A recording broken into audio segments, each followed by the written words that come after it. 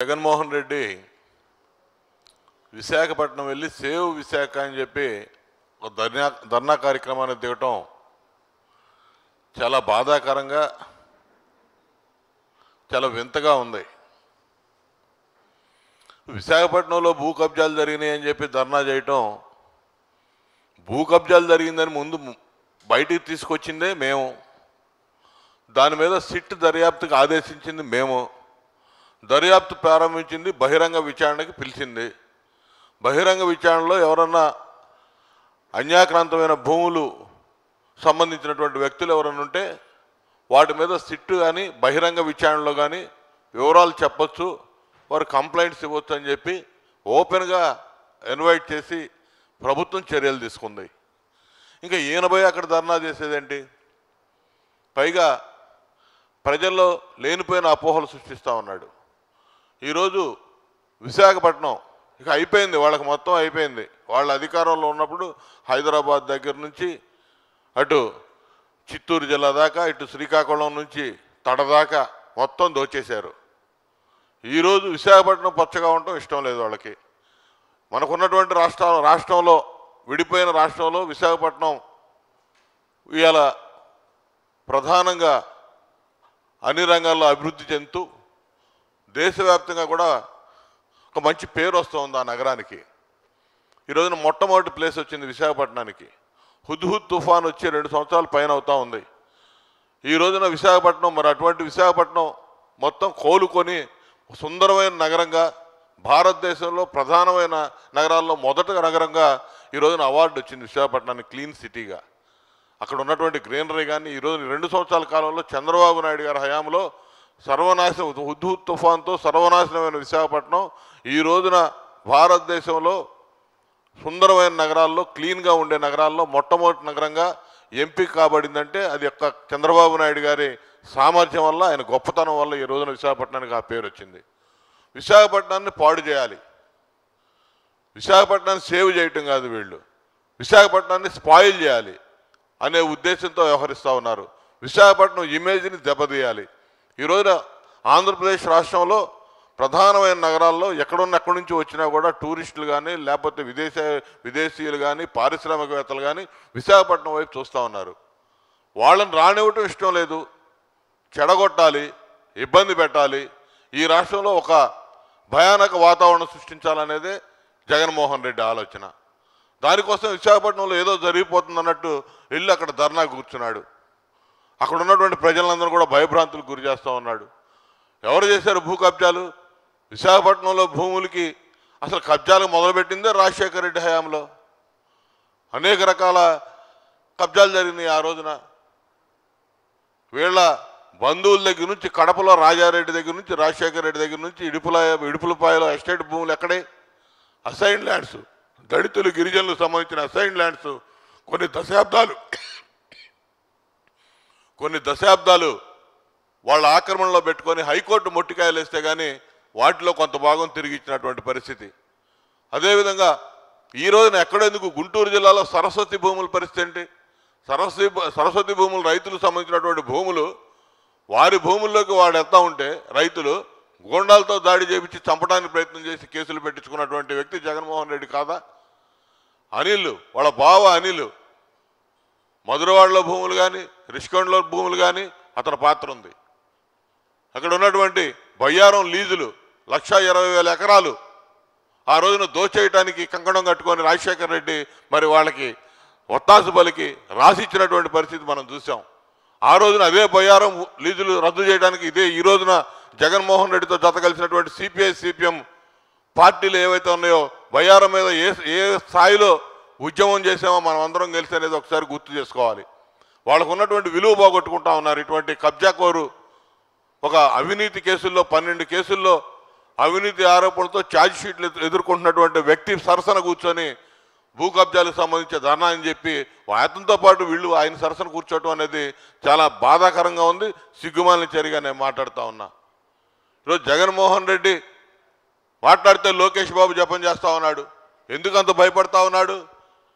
లోకేష్ బాబుని చూసి, లోకేష్ బాబుని విమర్శించడం కోసం, లోకేష్ బాబు మీద ఆరోపణలు చేయడం కోసం విశాఖపట్నంలో సభ పెట్టినట్టు కనపడతా ఉంది. అంత దిగజారిపోయి వ్యవహరిస్తా ఉన్నాడు జగన్మోహన్ రెడ్డి. ఎంత దిగజారినా ఈ రాష్ట్ర ప్రజలు, అతని యొక్క నిజస్వరూపం తెలిసినటువంటి ఆంధ్రప్రదేశ్ ప్రజలు ఖచ్చితంగా అతను అధికారానికి రావాలని కలలుగా అంటా ఉన్నాడు. ఆ కలలుగానే మిగిలిపోతాయి తప్ప ఇంకోటి కాదు. లోకేష్ బాబు ఈ రోజున ఎంతో విజ్ఞతతో వ్యవహరిస్తూ ఉన్నాడు. ఈ రాష్ట్ర మంత్రిగా, ఐటీ శాఖ మంత్రిగా, పంచాయతీరాజ్ శాఖ మంత్రిగా ఒక ఆధునిక పద్ధతుల్లో రాష్ట్రాన్ని ముందుకు తీసుకెళ్ళటం కోసం, గ్రామీణ వ్యవస్థను చక్కదిద్దటం కోసం అనేక రకాలుగా మరి ఈ రోజున అతి కొద్ది సమయంలోనే ఆ సబ్జెక్టు మీద పూర్తి పట్టు సాధించి, శాఖల మీద పట్టు సాధించి ఏ విధంగా గ్రామ సీమలకి సేవ చేయాలి, ఐటీ రంగాన్ని రాష్ట్రంలో ఏ విధంగా అభివృద్ధి చేయాలి, విశాఖపట్నాన్ని ఐటీ హబ్గా ఏర్పాటు చేయాలి, ఐటీకి సంబంధించినటువంటి పరిశ్రమలు విశాఖపట్నంతో పాటు మ్యానుఫ్యాక్చరింగ్ పరిశ్రమలు రాయలసీమలో తీసుకురావాలని చెప్పి అహర్నిశలు శ్రమిస్తూ ఒక ప్రణాళికతో ముందుకు పోతా ఉన్నాడు. అటువంటి లోకేష్ బాబు మీద నిందలేస్తే, ఆరోపణలు చేస్తే ఏదో అతను ఇది తగ్గిపోద్దని అనుకుంటా ఉన్నాడు జగన్మోహన్ రెడ్డి. జగన్మోహన్ రెడ్డి ఖచ్చితంగా నీ పద్ధతులు మార్చుకో. అందరికీ తెలుసు, ఈ రాష్ట్ర ప్రజలు చూశారు, రాష్ట్ర ప్రజలకి నీ గురించి తెలుసు కాబట్టే ఎన్నికలు జరగకముందే నీ చరిత్ర చూశారు. తండ్రి అధికారాన్ని అడ్డు పెట్టుకొని ఏ విధంగా సర్వ వ్యవస్థల్ని, రాష్ట్రంలో ఉన్నటువంటి వ్యవస్థలన్నింటినీ భ్రష్టు పట్టించి అన్ని దోచుకొని ఏ విధంగా 43,000 కోట్లు ప్రాథమిక ఆధారాలు ఉన్నాయని సిబిఐతో మరి విచారణకు గురై 17 నెలలు రిమాండ్లో ఉండొచ్చిన నువ్వు ఈ రోజున బెయిల్ మీద బయట ఉన్నావు. నీకేం క్లీన్ చిట్ ఇవ్వాల కోర్టులు, బెయిల్ మీద బయటకు వచ్చావు టెంపరీగా. మళ్ళా ఎప్పుడు లోపల పోతావో నీకు తెలియదు. నువ్వెందుకు మాట్లాడతావు? నువ్వు అనవసరంగా ఎదుటి మనిషిని, నువ్వు దొంగగా ఉండి ఎదుటి మనిషిని దొంగ అంటే దొంగ అయిపోతాడని నువ్వు అనుకుంటా ఉన్నావు. కానీ ప్రజలు అన్నీ గమనిస్తూ ఉన్నారు. ఈ రాష్ట్ర అభివృద్ధి కోసం చంద్రబాబు నాయుడు గారు చేస్తున్నటువంటి కృషిని ప్రజలు చూస్తూ ఉన్నారు. ఈ రోజున అభివృద్ధిలో సహకరించు నీకేదన్నా చేత అయితే, లేదంటే కామ్గా కూర్చో. అంతేగాని అసలు ఈ రాష్ట్రం అభివృద్ధి చెందడం ఇష్టం లేదు, ఎక్కడ అభివృద్ధి చెందుతుందని భయపడిపోతా ఉన్నాడు. అభివృద్ధి చెందితే చంద్రబాబు నాయుడు గారు అధికారం శాశ్వతం అయిపోద్దని చెప్పి ఒక భయంతో ఈ రాష్ట్రంలో అడుగడుగున ఆటంకాలు సృష్టిస్తూ ఉన్నాడు. మొట్టమొదటి నుంచి 3 సంవత్సరాల నుంచి చూడండి, ఎన్నికలైన తెల్లారే మొదలుపెట్టాడు. అపోజిషన్గా, ఒక నిర్దిష్టమైన ప్రతిపక్షంగా నిర్దిష్టమైన ఒక్క సూచన చేశాడు. ఇప్పటికీ ఈ రాష్ట్రంలో బాగు చేయడానికి ఒక అవసరమైనటువంటి సూచన ఏది చేసినా అడ్డుపట్టమే. రాష్ట్ర రాజధాని నిర్మాణం జరుగుతూ ఉంటే ఒక పక్క రైతులను రెచ్చగొడతాడు, కేసులు వేస్తాడు, గ్రీన్ ట్రిబ్యునల్లో కేసులు వేసాడు, కోర్టుల్లో కేసులు వేయించాడు. అదేవిధంగా మరి పెట్టుబడిదారులు తీసుకురావడానికి సిఐఏ సదస్సులు జరుపుతూ ఉంటే విశాఖపట్నంలో ధర్నాలు కూర్చున్నాడు. ఎవడన్నా జనవరి 26వ తేదీ భారతదేశానికి గణతంత్ర దినోత్సవం, రిపబ్లిక్ డే. తెల్లారితే రిపబ్లిక్ డే రోజు ధర్నాకి పిలిపించే మొట్టమొదటి వ్యక్తిని, రాజకీయ నాయకుడిని భారతదేశంలో ఈ జగన్నే చూసాం. అంత దగులుబాజీ రాజకీయ నాయకులు ఎవరు ఉండడు. ఆగస్టు 15 రిపబ్లిక్ డే రోజులు ధర్నాలు, రాస్తారోకోలు చేయడానికి ఎవరో ప్రజాస్వామ్యంలో ముందుకు రారు. ఎందుకంటే దేశానికి ఒక గొప్ప దినాలు అవన్నీ కూడా. ఆ రోజులు స్మరించుకుంటాం. అందరూ కూడా దేశభక్తితో ఈ దేశాన్ని ఏ విధంగా ఆ రోజున స్వాతంత్రం నుంచి విముక్తి కలిగించినటువంటి నాయకులను స్మరించుకొని దేశాన్ని అభివృద్ధి పదంలో ముందుకు తీసుకెళ్ళడానికి ప్రతిన రోజు. అటువంటి రోజు ధర్నాకి కూర్చొని సిఐఏ సదస్సుకు వచ్చేటటువంటి పారిశ్రామికవేత్తల్ని భయభ్రాంతుల్ని చేయాలి. ఈ రాష్ట్రంలో పరిశ్రమలు రాకూడదు. ఈరోజు పారిశ్రామిక అభివృద్ధి లేకపోవడం వల్లే మన రాష్ట్రంలో ఉన్నటువంటి ప్రజల తలసరి ఆదాయం తక్కువగా ఉంది. దక్షిణాది రాష్ట్రాల్లో ఆంధ్రప్రదేశ్ తలసరి ఆదాయం ఎందుకు తక్కువగా ఉందంటే మరి అగ్రికల్చర్ రంగంలో, వ్యవసాయ రంగంలో ఎంతో ముందున్నాం మనం. కానీ విడిపోయిన ఆంధ్రప్రదేశ్ రాష్ట్రంలో పారిశ్రామిక ప్రగతి లేదు, సేవా రంగం ప్రగతి లేదు. ఆ రెంటిని తీసుకురావడానికి నిరంతరం శ్రమిస్తూ ఉన్నారు.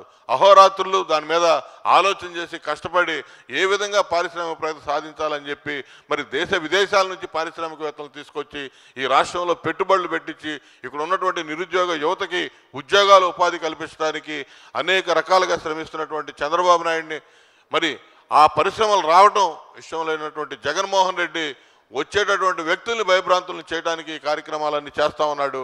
ఈ విధంగా ఒక పక్క విశాఖపట్నం, ఒక పక్క రాజధాని, ఒక పక్క తునిలో కుల ఘర్షణలు, ఈ విధంగా ఎప్పుడు ఏదో ఒక అలజడులు, ఆందోళనలతో ఈ రాష్ట్రాన్ని ఇబ్బందులు పాలు చేయాలి, రాష్ట్ర ప్రజల్ని భయభ్రాంతులు చేయాలి, రాష్ట్రం వైపు చూస్తున్నటువంటి పారిశ్రామికవేత్తల్ని భయభ్రాంతులకు గురి చేయాలని ఇతను చేస్తున్నటువంటి కపట నాటకాలు ప్రజలందరూ గమనిస్తూ ఉన్నారు.